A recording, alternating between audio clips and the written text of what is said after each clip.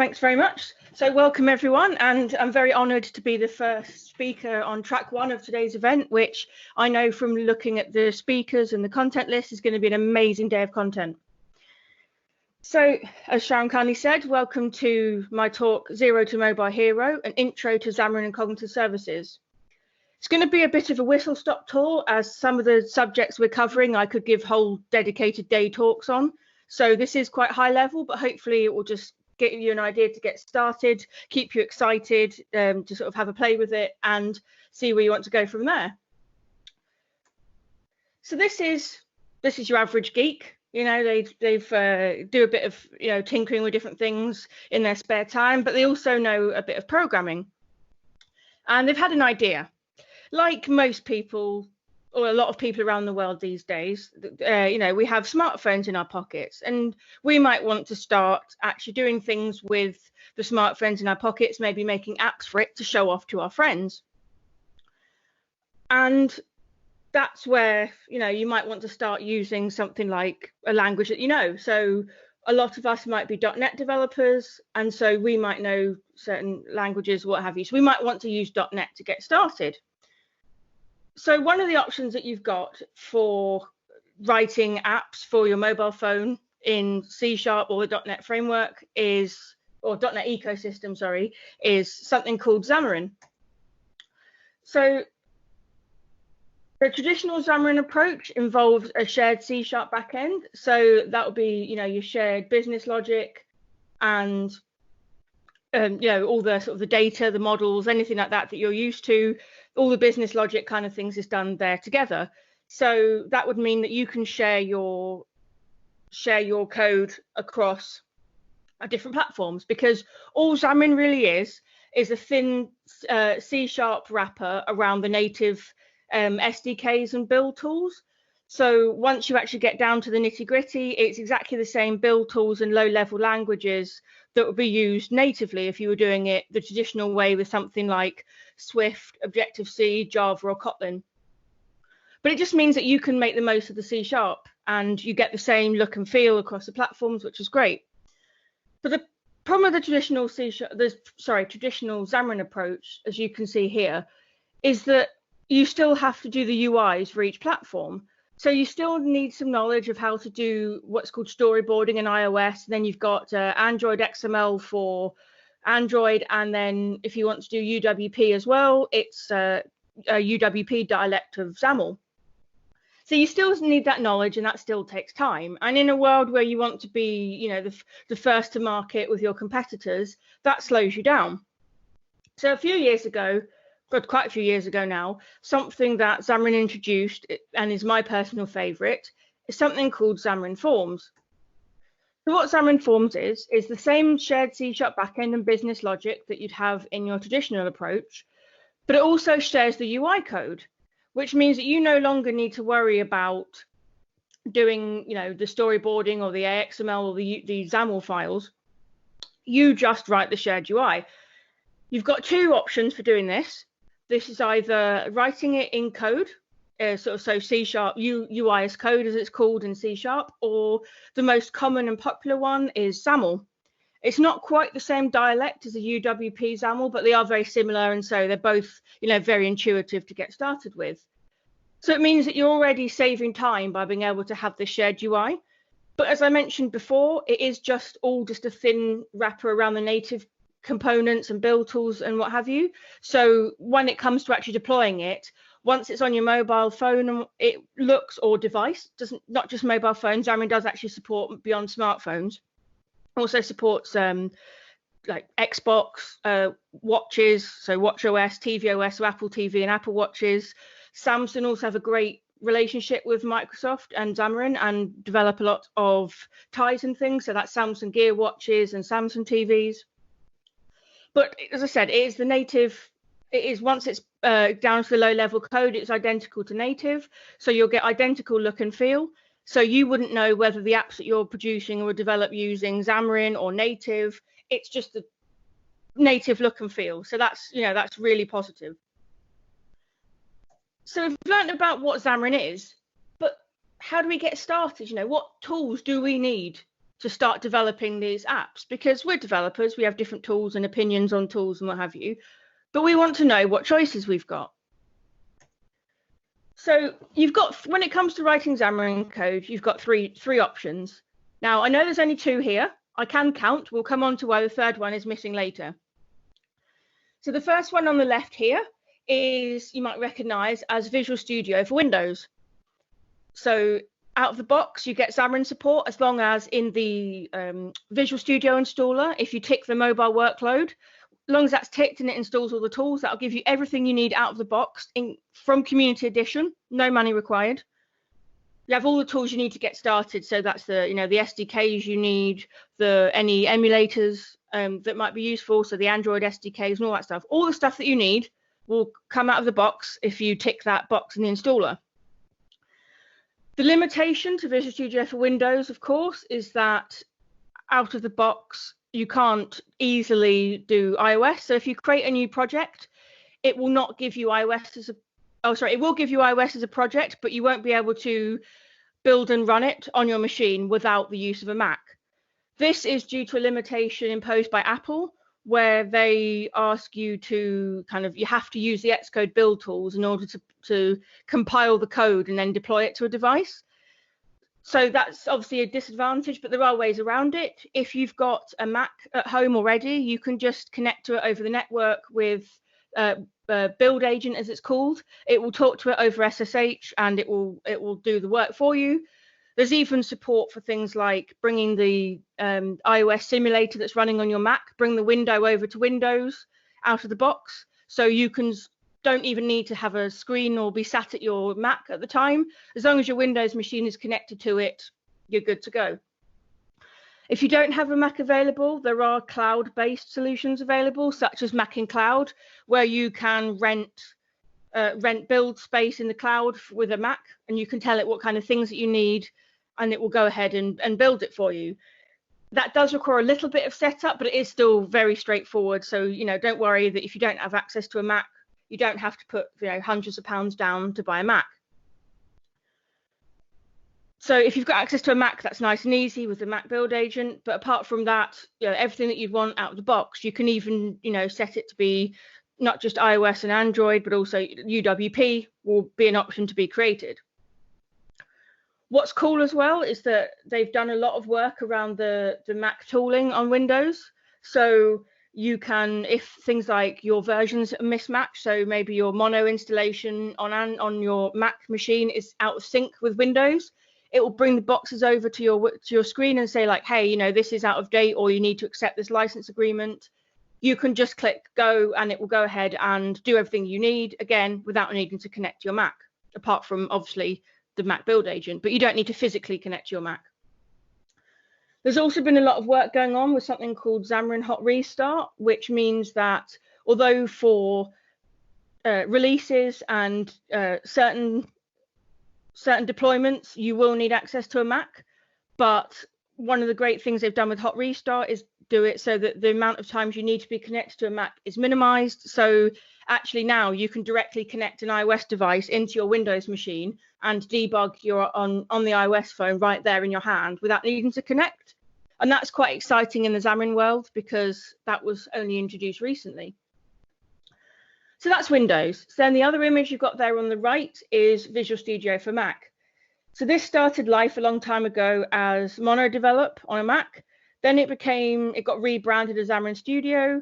And then in 2016, when Microsoft acquired Xamarin, work was started to kind of merge the two together so that Visual Studio features were moved over to Mac. So obviously, as well as being good for Xamarin development, you can now do .NET Core, and it has the Roslyn analyzer and compiler and whatnot built in. So it's really come a long way. Unfortunately, you can't do UWP on a Mac because there's no such thing as a Windows build agent like there is for the Mac. So if you want UWP, you can either develop on Windows or do what I do sometimes, which is create the project on Windows, push it up to version control, and then jump on my Mac.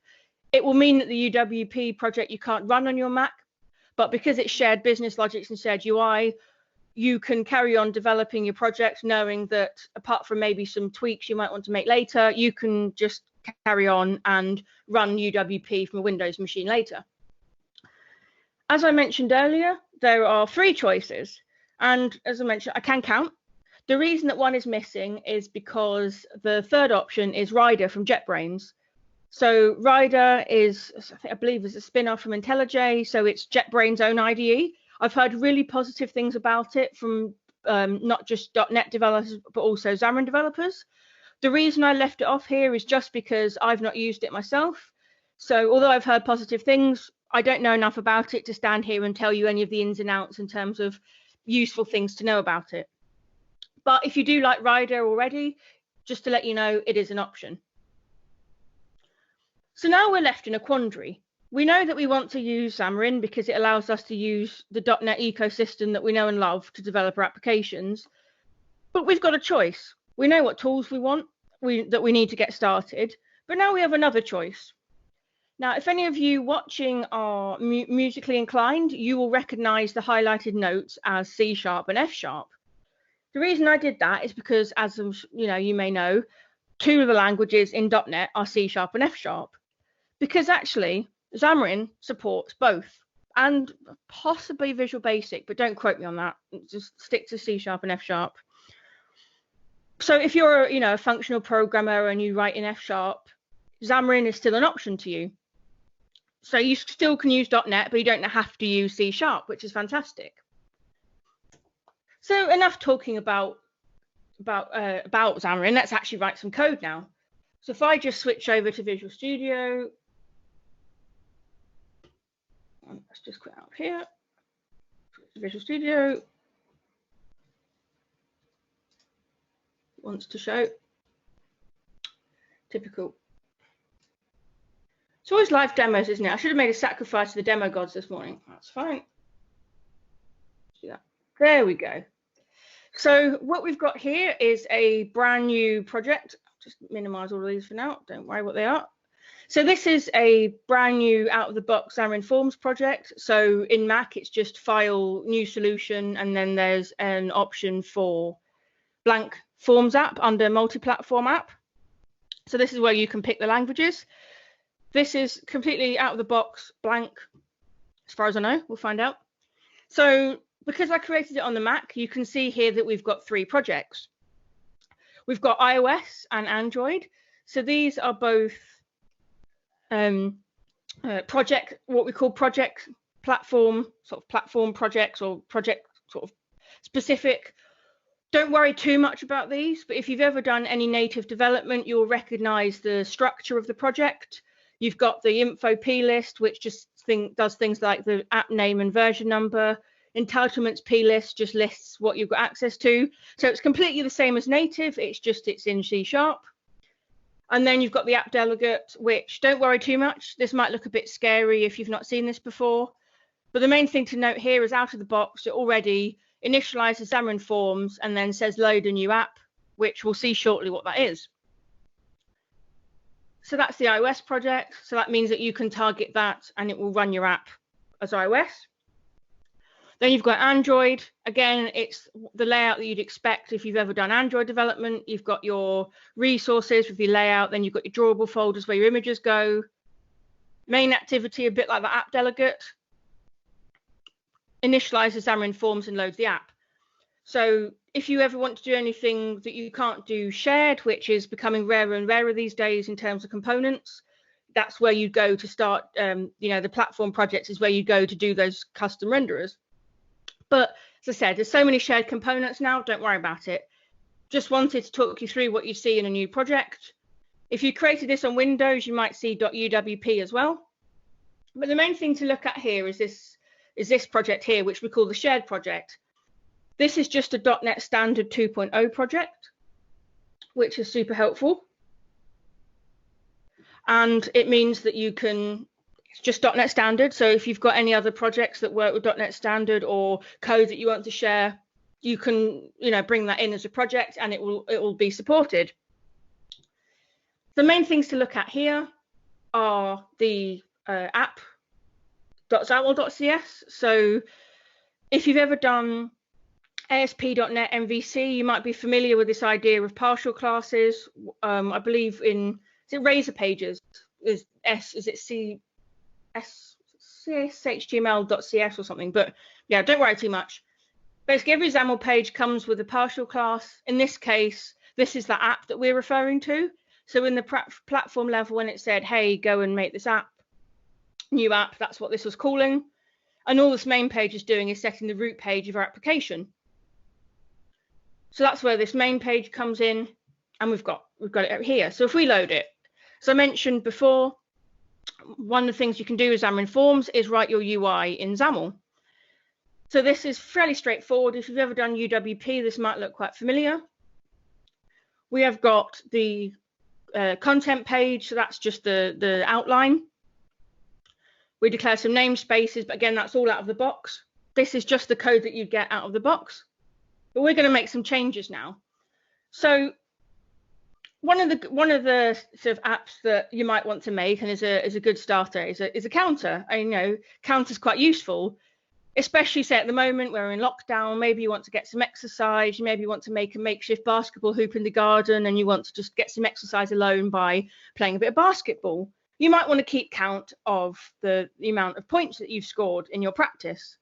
I don't know about you, but I know, just ask my personal trainer, when I do too much exercise, my brain, or when I start to exercise, my brain goes. So I focus on the exercise, and counting would be too difficult. So let's just make some simple changes to this app to see how you get started. So stack layout is just declaring the layout of the file. Stack layout is one of the most common, and it's just a either vertical or horizontally aligned stack. So, you know, each component that you add, it's kind of one on top of the other, unless you set the orientation to be horizontal, and then it will do it side by side, obviously to the right of each other. As you saw there, Visual Studio for Mac's even got IntelliSense built in now, which is fantastic. So let's just make this counter app. So we don't want to say welcome to Xamarin Forms anymore. We're going to want our count to start at 0. We're going to want to stick this in the middle.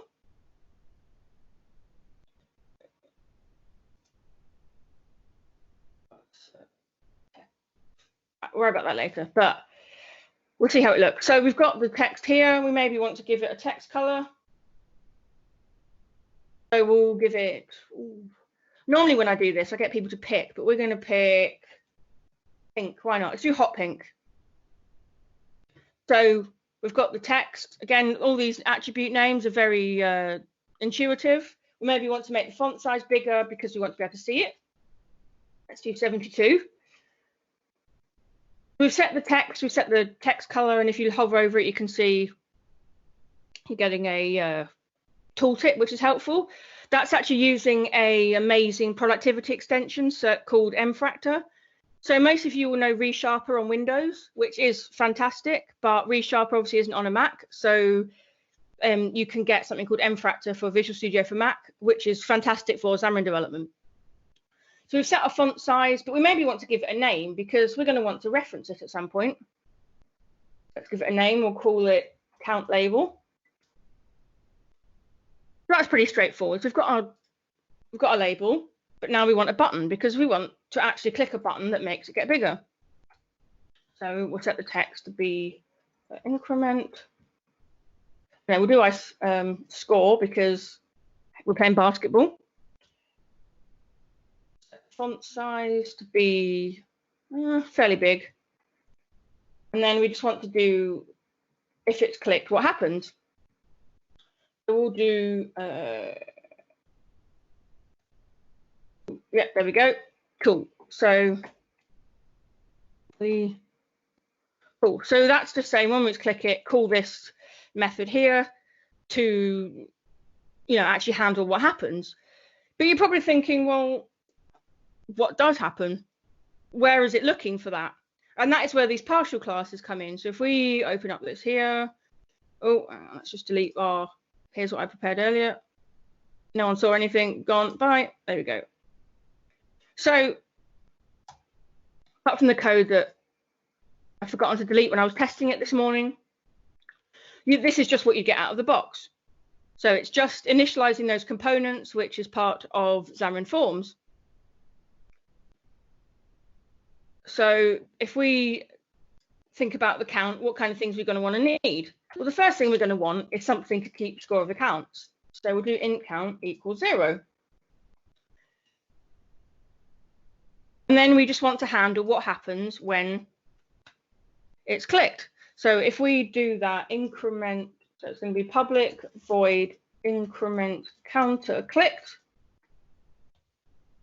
And when you do it, it's just, I will explain this in a second.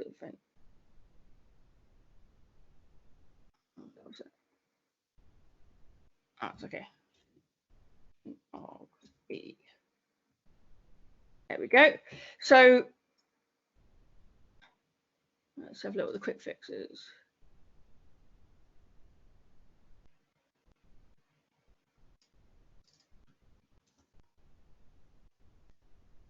There we go, yeah. So if you're wondering what this is, so when this method is called, some information is passed to it. So the sender is the object that's calling that method. So in this case, it would be a button. And then event args e is just for handling any data that you maybe want to pass around when the button is clicked. In our case, we don't need to worry about that, but that is what the signature of the method needs to be. So we just want to say increase the count by 1, and then set that label text to be that button. So each time you click it, it goes up and the label's updated. So count label text is going to be that count as a string. Pretty straightforward, a few lines of code. So what I've done is I've gone ahead and set up a run configuration for this. So if we go to options, and it brings up the solution options, there's configurations. I've created one called multi-platform, which targets both projects, which means that we can go ahead and deploy both projects at the same time, which means it will load iOS and Android together. Because if you think about it, you won't want to run the project, then have to stop it, then restart it just to see what changes you've made, because you might want to see both at the same time in terms of what's happening. So if we go ahead and click run now, this will start off the build process for both platforms and the solution, and then start outputting it. You can see here it's just building the 3 items at the top.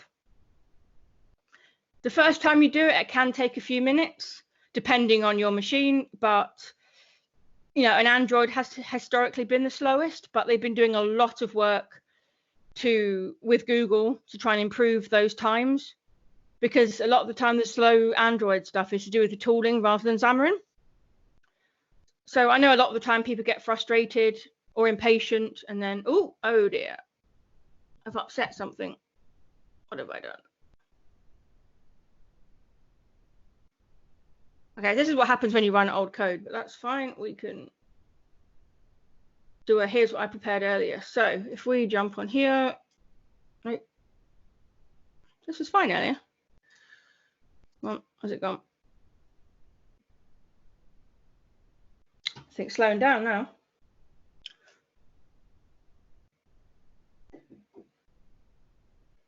Come on.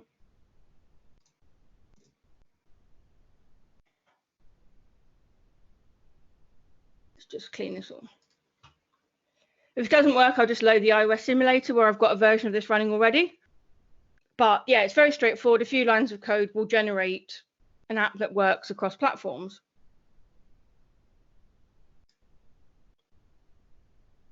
Let's just move this over to here.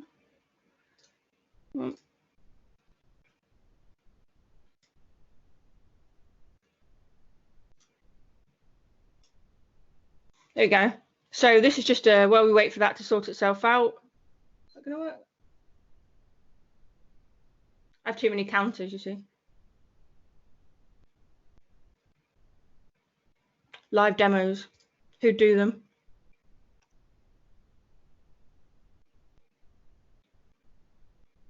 Oh, thinking about it. Oh, that's okay. See what it's up to. Okay, we'll just target iOS for now then, and just to speed it up.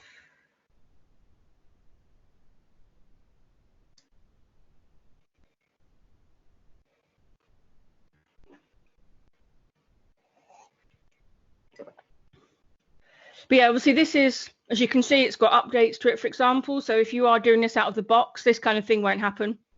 I was just scared to update in case things broke, which never really happens. When you're doing live demos, you become very, very pessimistic and cautious. There we go. There we go. It's starting the iOS simulator, no problem. So if we bring this simulator across.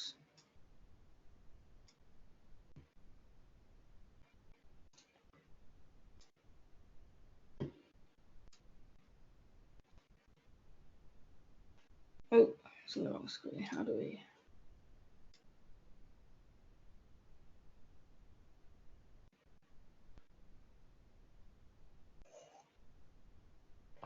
Here we go. I should bring that up. So that's just loading now. It's just starting up. This is a cold start, so it'll take a few minutes, but this MacBook's a few years old, so if you've got a more modern laptop or got more RAM and things, this will happen a lot faster.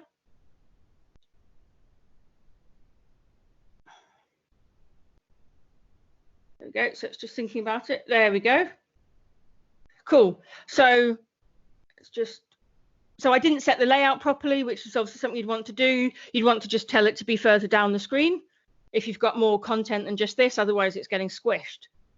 And there is something that you do with iOS 11 phones and later to deal with the notch, but as you can see, it works. So if we stop this and then switch to a different iOS, for example, doesn't matter which iPhone simulator you're using, it will just work. But as you saw, it's just a few lines of code and boom, we had a count working. You click the button and it went up by 1. It was that nice hot pink color that we picked. So we'll just give that a minute and then we'll move on. But what's cool is that, you know, this was so easy to do. I mean, I know because it's a demo and I'm also obviously sharing my laptop screen at the same time, so it's using up some resources. It was still pretty quick. And, you know, I didn't even need to own an Android device or an iOS device. And it worked, which is great. So there you go. It's just loading up the other one now. And you'll see it will look the same. If you've ever done native development or seen, you know, quite simple iOS apps before, you'll see that it had exactly the same look and feel as you'd expect, with the transparent buttons with the blue writing. Yeah, because I hadn't customized that button at all. So you just got the same things that you get out of the box if written natively. Well, we'll do that.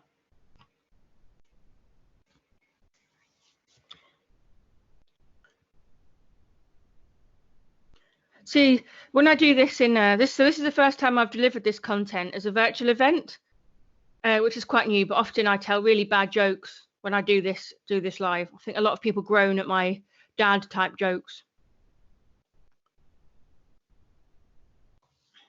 I will just give that a minute. But once this is started, it's obviously already running, so you won't have to worry about cold start again. So if you're doing this kind of development yourself at home, it's, yeah, once you start the simulators and stuff from cold, leave them open, and you know, it's the sort of the time to build and deploy loop is almost instantaneous. Yeah, I own an iPhone, so I could use my iPhone to test on when I'm doing development a lot. But to be honest, unless I really need to test something, the only device that can do, I will stick to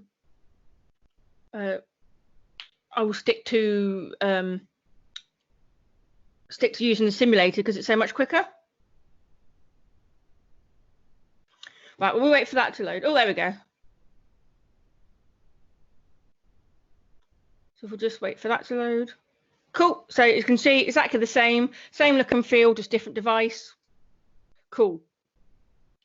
So the other thing that we can do is have a look at F#. I mentioned that it supports F# as well. So if we stop that, we can just quickly switch to the F# version.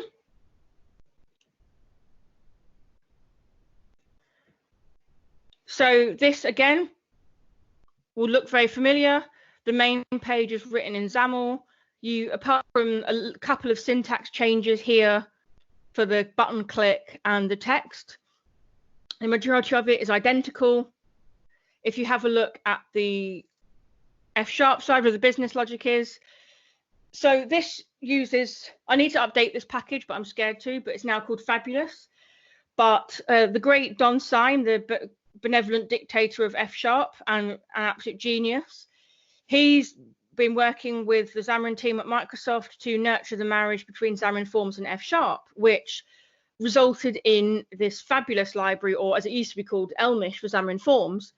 So that allows you to bring in MVU, which is Model View Update, which is a popular architecture in F#. And it allows you to use that with stateless, immutable to do your applications.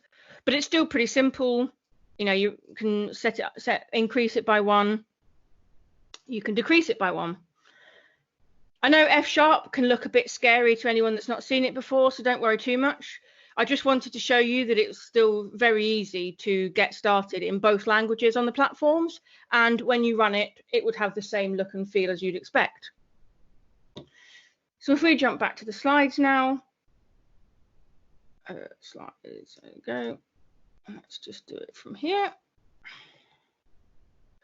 So we've seen a demo in C# and F#, and it's great to do a simple counter app, but maybe you want to do something a bit more exciting. And that's where something called cognitive services comes in. So what are cognitive services? Microsoft Cognitive Services, formerly Project Oxford, are a set of APIs, SDKs, and services available to developers to make their applications more intelligent, engaging, and discoverable. I took that from the Microsoft docs, and that is total marketing spiel. I mean, what does that even mean? So let's have a quick look. So if we jump over now to browser, I'll just bring the window across. So there you go. Zoom in a bit. So here we've got the what's called the Cognitive Services directory. So yeah, Cognitive Services is a comprehensive family of AI services and cognitive APIs to help you build intelligent apps. And it does loads of great things. So if we have a look here, it should be a nice, here we go. So it comes under what I like to call the 5 pillars. So you've got, let's just zoom out slightly. Here we go. So you've got, a lot going on this page.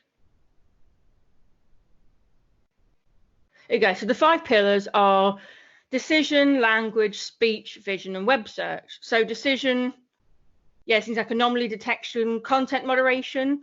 So you can use AI and cognitive services to look for stuff like bad language or, you know, anything naughty. Then you've got language. So yeah, you've got immersive reader, which is in preview, language understanding, Q&A maker. So if you run a business, for example, where you maybe want to make your FAQs a bit more interactive, that's where Q&A maker comes in. Text analytics, which we'll see in a minute, because I'm going to tell you a story. That detects sentiment. So there's loads of different things that you can do around language, speech, so speech to text, text to speech, translation. Yeah, really powerful things, even speaker recognition. So you can start using the power of AI to get started, which is great. And then there's things around vision, so you can analyze content. There's face detection, where you can even detect emotions. So when I was looking through all this, you know, and seeing some of the things that you can do with vision, and then there's web search, so you can take advantage of the different types of searches you can do in Bing, so not just text, but, you know, auto suggestions, images, video searches, news, even spell check, all those things all built in. And around the time that I was reading about all this stuff, I had an experience. So I was playing a 12-hour board game with some friends from work, and it was really fun. But the thing with the game is that, you know, any game that is that long is very complicated and there's a lot going on. But this game involved trade and negotiations, and being able to read people is very useful. And I got reminded that day of just how poorly I can read people, because sometimes I struggle to read body language. And so I was reading about this stuff and I was like, oh, because I was playing this game and I was trying to negotiate with a friend, and I said, right, I'll give you the next technology I research that you don't have if you leave me alone and don't invade my space and you know, wipe out all my characters. And he just sort of just sat there and looked at me, and I thought he nodded and agreed with me.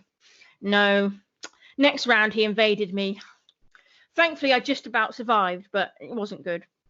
So when I was reading about this stuff, it made me think about that story, and I thought, you know what, I can develop an app that can help with this. And the two things that kind of jumped out at me were language and speech, vision, because I thought, oh, I can get someone to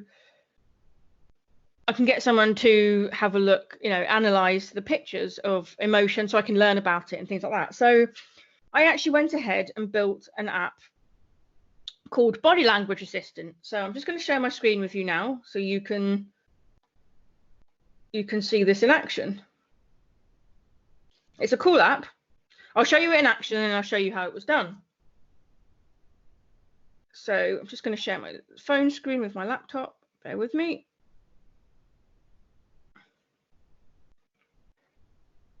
There we go. There we go. So this is the app. This is my personal mobile phone. So this is just the menu. It's a pretty simple looking app, but we'll start off with text.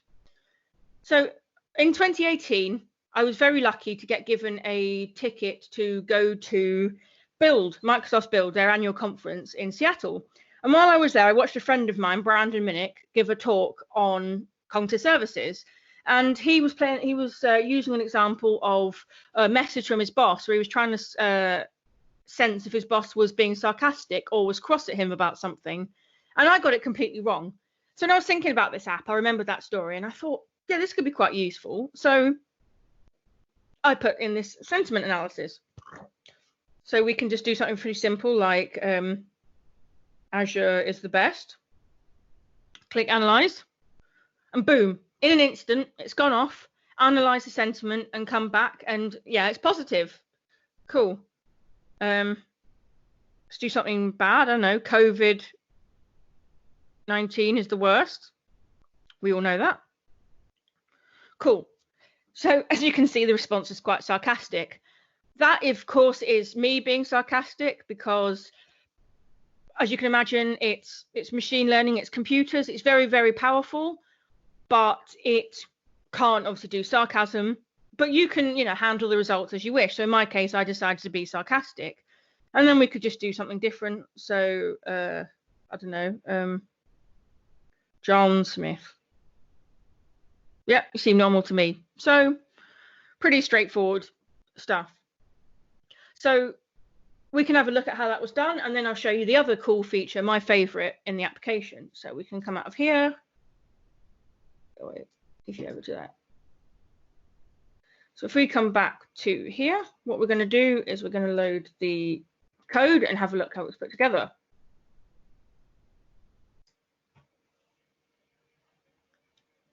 So this is all done using Xamarin Forms and Azure. So if we have a look here, so this is using the MVVM architecture if you've not seen it before. So it's similar to MVC and ASP.NET if you know that, but it's just the idea that you've got views, which are just the pages, the view models, and then act as the kind of in-between messenger between any helpers, services, or models that you've got lower down. So it starts off with that main page, which is just, like we saw earlier, a simple stack layout with some buttons. When you click the button, go off and call these methods. This uses binding, so that's data binding, which is very powerful in Xamarin Forms. It just allows you to tie data in the views to data in the backend so that if it's updated, the UI automatically updates. So that's just the menu. If we just close everything and come into here, you've just got the analyze text. So it's just a layout with the label, the editor with that background color set, and a button. Very straightforward. Then in the view model here, you've got some public properties and backing fields for them. So the text analysis is just what you write in the box. We set up the command so that when the button's clicked, you go off and call a method that we've got further down. So if we scroll down now, these are just the different colors and the results. And then here we go. So this is the start of what you saw before. So it goes off and does some text analysis, which we'll look at in a second, and then does a switch case. So based on the sentiment result it gets back, that's where it decides what to say and sets the color.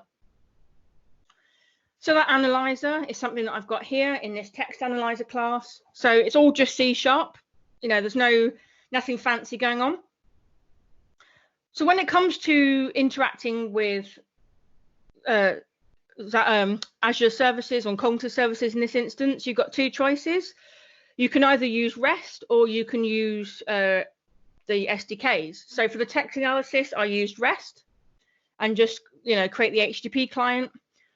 A lot of the code in this class is just setting up the HTTP client message, request and handling the responses. The actual Cognitive services side of it is pretty small, so that's fantastic. So we've got the content here. We're just setting it up, so we just add our Azure API key. But the main thing is you call this analyzer, and this you bring in the text that you want to analyze. So this sets up the body, and don't worry too much about this. All this code is on GitHub, so if you want to have a closer look, you can. But the main thing here is it gets back the response and then starts to handle that response. So it converts it using Newtonsoft. So again, all just standard C# stuff. Checks for errors, and if there's no errors, it then starts to do some handling of the result. It orders it in terms of the highest, most likely sentiment, and then works with that, and then returns that sentiment that you saw. So yeah, fewer than 80 lines of code in this class, and the majority of it were the setting up of the HTTP request. So it's just really powerful and really simple to get started, and that's what I love about Cognitive services, is just how approachable it is. And then we've got the next feature, which I'm most proud of. So if we share my phone screen again. Quickly, let's just do this now. Okay. Make that pop up. 6535. There we go. Cool. So if we go back to here, so we've got this analyze body language. So as I mentioned, my biggest struggle is understanding people and reading body language. I am terrible at it. I mean, I'm better than I used to be, but unless it's really obvious, I'm not always sure. So I developed this app. So it allows you to take a picture that it then analyzes. So we can take one right now. Let's put it facing me. Do a silly picture. Yeah, we can do better than that. Let's do a smiley one. There we go. Oh, I need a haircut, lockdown. So we can use that photo. So it's going ahead and it's looking for the faces in the picture. Boom. Most likely emotion, happiness with a score of 1. Woo. So what does it mean, most likely with a score of 1? So, machine learning can never give you a definitive answer. All it can give you is a probability score of what it might be. Whatever it is that you're, not just emotions, but anything. So in this case, a happiness with a score of 1 is the equivalent of 100%. So this picture is sure that I'm 100% happy. And, that's pretty cool. So we can close my phone and let's have a look at how it was done. Let's just get rid of that. So if we go back to the code, we can have a look how it's put together. So this one has a bit more going on, but it's still pretty straightforward. In the views, you've just got the take photo button. Then you've got the image so that you saw the resulting image appear. And then at the bottom, we've just got this grid with a visibility toggle. So that was the, if it's looking for the faces, then you saw it there with the spinny wheel. Now this one's quite clever. This one uses the SDK. So you can see here it's called in the SDK. You've got the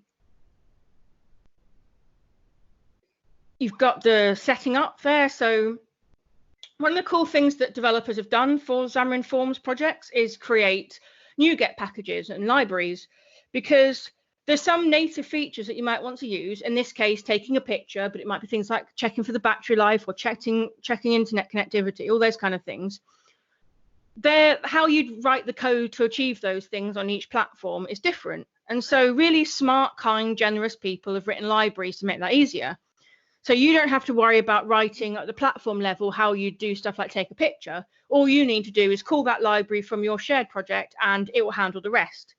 So in this case, we're using a media plugin from James Montemagno, who is now the principal program manager lead for mobile tools at Microsoft. So very smart guy, also extremely nice. And so the library, a lot of the work going on in here is actually from his library just to take the picture. The cognitive services side of it, again, is very minimal. And that's pretty impressive in a class with, again, around 80 lines of code. So we set up the taking of the picture. Then we set up that face client that we want. So that's part of the Vision, the custom Vision SDK from cognitive services. We just give it the Azure keys that it wants, the API key, and then set the URL. And then we start to take the picture. So this is pretty straightforward stuff. Again, this is just properties and backing fields, because that's very common when you're writing Xamarin Forms MVVM projects. So we take the photo, set it to as busy, and just ask it to go and take the picture with a small photo. Once we get it back, that's when we convert the type of object that we get back from the library to something that then can be displayed on the page. So you get the image back. Then it sets up the face side of things. So you've got the face operations, then you've got the attributes. So we're saying, okay, when we ask for the face, what things do we care about? So we will get back everything. So we've just asked it to give us everything, but it might be that you're only very specifically wanting to look for one type of emotion. So it might be passport photos, for example. You're not allowed to smile in a passport photo. So you might want to be doing a check that if they're smiling in the picture, reject the photo. Then we just say, give us the faces by calling this face operations, detect the faces, and then give it the attributes that we're looking for. If we get back the results, then we want to move to this image page. You can see it here, image result page. So in the helpers, we have this emotion analyzer that we call. And what that's doing is just setting up the options that it needs. So if we get back this image result and we call the view model, we're passing in that the faces that we got back and the photo. So then we can start doing things with it. So as you saw from that page, we've said this is your photo and this is the most likely emotion. So passing in the photo is so that we can display it. Again, we just stick it up on the page. But the interesting bit here is just the emotions and the faces. So we're just saying get the emotion for the face, which is down here. We've set up a key value pairs dictionary. So we're saying that this is the name of the attribute and the value. So that's how we know that it's happy or it's sad or angry. Or, we just build up that key value pair for all the possible emotions that you can get back. So as you saw, there's more than just happiness, there's anger, fear, sadness, surprise. So there's lots of options. So we get those back and then we do some ordering on it. So we're just saying whichever is the highest, so the first in the list when you order it descending, return that back. And that's how we got back that most likely emotion. And then we just set the screen to have that most likely emotion. So yeah, again, even this class has 50 lines of code. So overall, this whole application has maybe 200 lines of code maximum, and only about 50 lines of that is the cognitive services side of things. So it's just super powerful and super awesome. And that's just something simple I've done with cognitive services. Oh, that's not the screen. There we go. You can also do some great things with it. So I just quickly want to show you some examples of how cognitive services have actually been used to save lives. So if we just jump back into here. Luce, can I just interrupt slightly and Yep. just give you your 5-minute warning? Yep, no worries. Yeah, I'm keeping an eye all the time. We're almost done. So just quickly want to go through these examples here. So this is a skin cancer prediction app, which uses machine learning, Core ML, and Xamarin together. So this apologies, is very... Luce, we can't see your screen currently. Oh, that's no worries. I can share it again. No, that one. There we go. Cool. That looks like that's Sorry about that. Thank Yeah. you. So this is just a blog post, which I can share a link to later if you want to read it. But it's just showing how they put together a skin cancer prediction app and how they did it. So they talk about training the models, and then you've got this using Xamarin to actually develop the application. So there's lots of stuff here, but I just want to scroll down to the image, because what this is doing is allowing you to use machine learning with Xamarin to do skin cancer prediction. So you imagine that you're a doctor, a consultant who specializes in things like skin cancer. You'll be looking at these images, hundreds of these images every day, to have a look whether you should be concerned about a lesion or a mole on a patient's skin. But humans get tired, humans make mistakes, and so by using the power of machine learning and cognitive services and Xamarin, you're able to develop an app where they're not going to, the computer's not going to get tired, and you can process these images so much quicker.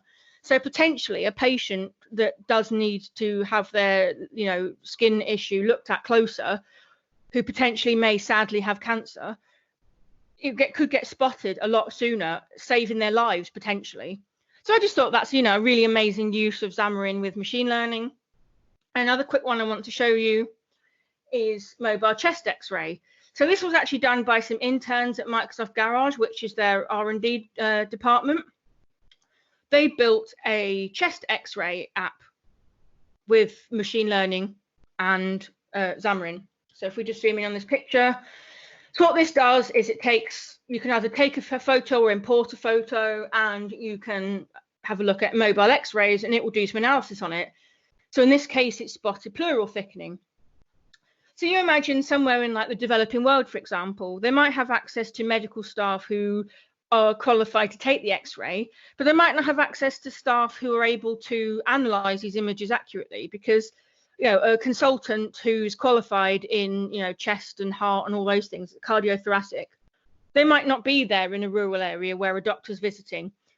And so this means that a doctor that's not qualified in these areas can take an app like this and analyze his X-rays. So it's just yet again a way where you could save lives and make medical assistance more accessible by using technology with Xamarin and machine learning.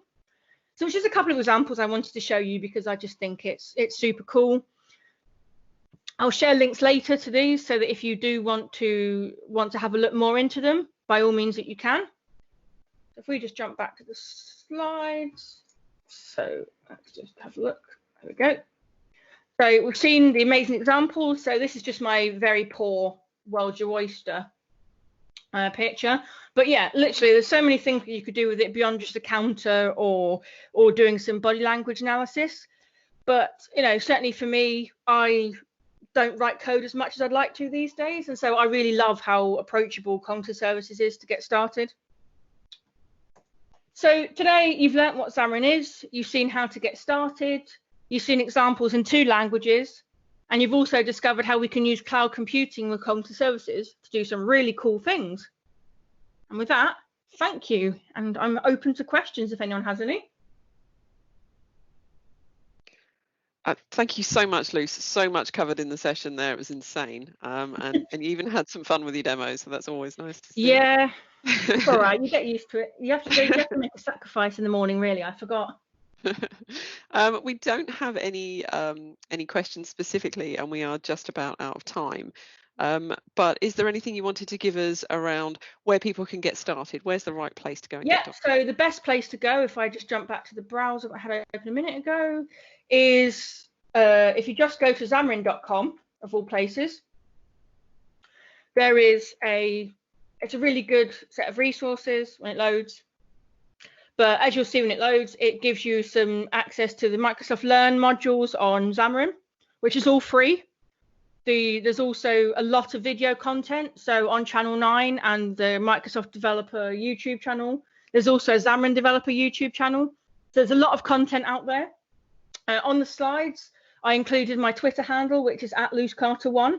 If you keep an eye on that today, I will share out a link to a lot of useful things. Oh, there we go. Yeah, so you've got, let's just zoom in a bit. Yeah, so you've got the Learn, you've got access to documentation, there's blogs, there's a whole page dedicated to how you can get started. So you can learn more, you can... That's awesome, Luce. There's so much content, and I'll share out some links throughout the day for anyone that's interested to learn more. We have an ongoing hashtag, so if everybody wants to watch that, I'm sure Luce will include that in her post. Yep, absolutely. And we can all keep track of this data. So thank you so much, Luce. That was an excellent session and really good to see. Thank you for having me.